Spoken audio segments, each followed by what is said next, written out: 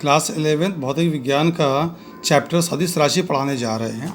तो बेटा सबसे पहले मैं बताने जा रहा हूँ कि भौतिक विज्ञान में जो भौतिक राशियाँ होती हैं वो 3 प्रकार की होती है। 3 के अलावा चौथा कोई भी प्रकार नहीं होता है।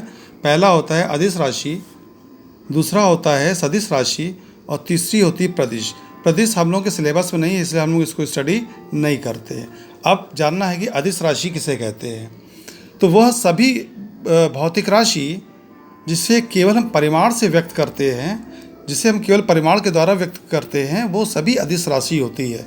एग्जाम्पल के लिए जैसे बाज़ार में हम जाते हैं सामान लेने के लिए, दुकानदार से बोलते हैं 5 किलो चीनी दे दो, केवल हमें 5 किलो बोलना पड़ता है, वो चीनी तौल के दे देता है। कपड़े की दुकान पे गए और दुकानदार से बोला 2 मीटर कपड़ा दे दो, तो हमें केवल 2 मीटर ही बोलना पड़ेगा और कुछ नहीं बताना पड़ेगा, वो तौल करके नाप करके कपड़ा दे देगा। इसका मतलब है कि हमें केवल परिमाण बताने से ही भौतिक राशि व्यक्त हो जा रही है। तो ऐसी सभी भौतिक राशि जिसको व्यक्त करने के लिए केवल परिमाण की आवश्यकता होती है, अदिश राशि कहलाती है। इसमें उदाहरण है द्रव्यमान है, समय है, दूरी है इत्यादि। सेकंड आता है सदिश राशि। सदिश राशि क्या होती है?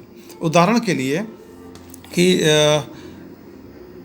मेरे घर से स्कूल सपोज़ 10 किलोमीटर दूर है और उसे स्कूल जाना है। इतना मालूम है कि 10 किलोमीटर दूर, लेकिन ये नहीं मालूम कि किधर जाना है, तो वो बच्चा स्कूल नहीं पहुंच पाएगा।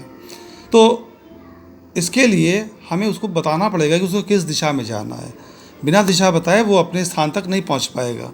तो ऐसी राशि अर्थात हमें परिमाण भी बताना पड़ रहा है और साथ साथ दिशा भी बतानी पड़ रही है। अतः ऐसी सभी भौतिक राशि जिसको व्यक्त करने के लिए परिमाण के साथ साथ दिशा की भी आवश्यकता होती है और वह सदिश योग के नियम का पालन भी करे, तो वो सदिश राशि कहलाती है। उदाहरण के लिए विस्थापन हो गया, बल हो गया, त्वरण हो गया इत्यादि। अब सदिश राशि को कैसे व्यक्त किया जाता है? तो सदिश राशि को व्यक्त करने के लिए हम एक तीर का इस्तेमाल करते हैं जिसको बोलते हैं एरो, ठीक है। और एरो में एक हेड होता है और एक टेल होता है। एग्जाम्पल के लिए एक हमने वेक्टर राशि ले लिया है a बराबर 2 मीटर पूरब दिशा। तो क्या करेंगे, एक हम तीर खींचेंगे जिसकी लंबाई सदिश राशि के परिमाण के बराबर लेंगे और जो हेड होगा उसकी दिशा पूरब की ओर लेंगे। तो ये जो एरो है ये सदिश राशि A को व्यक्त कर रहा है। सिमिलरली दूसरा वेक्टर हमने लिया B 4 मीटर उत्तर दिशा। तो हम क्या करेंगे, एक तीर खींचेंगे जिसकी लंबाई 4 मीटर होगी, उसकी दिशा को हम उत्तर की तरफ कर देंगे। तो यह एरो सदिश राशि B को व्यक्त करेगा। इस तरह से सदिश राशि को व्यक्त किया जाता है। अब 2 सदिश राशियों के बीच के कोण हमको ज्ञात करना है। तो क्या करते हैं, 2 सदिश राशि को, 2 तीर को आपस में मिलाते हैं। उनके टेल के बीच दो वेक्टर के बीच के टेल को जब मिलाएंगे तो उनके बीच का जो स्मॉलर एंगल होगा, स्मॉलर 2 एंगल बनते हैं, एक स्मॉलर और एक लार्जर, लेकिन हम स्मॉलर एंगल ही चूज़ कर लेते हैं। तो 2 सदिश राशियों के बीच का जो स्मॉलर एंगल होता है वही 2 सदिश के बीच का कोण कहलाता है। तो 2 सदिश के बीच का कोण हमेशा 180 डिग्री से कम होगा या उसके बराबर होगा, या 0 डिग्री से ज़्यादा होगा या उसके बराबर होगा। इस तरह से हम 2 सदिश राशियों के बीच के कोण को ज्ञात करते हैं।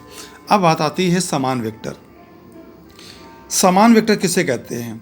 2 वेक्टर हमने ले लिया, वेक्टर A 2 मीटर पूरब दिशा, वेक्टर B 2 मीटर पूरब दिशा। अब इन 2 वेक्टर को ध्यान से देखिए तो दोनों के परिमाण और दोनों की दिशा समान है, इक्वल है। अतः ऐसे 2 वेक्टर जिनके परिमाण भी बराबर हों और दिशा समान हो, समान वेक्टर कहलाते हैं। और किसी भी कंडीशन में, इसके अलावा कोई भी कंडीशन होगी, 2 वेक्टर कभी भी समान नहीं होंगे। केवल एक ही कंडीशन है जिसमें परिमाण भी बराबर होना चाहिए और दिशा भी समान होनी चाहिए।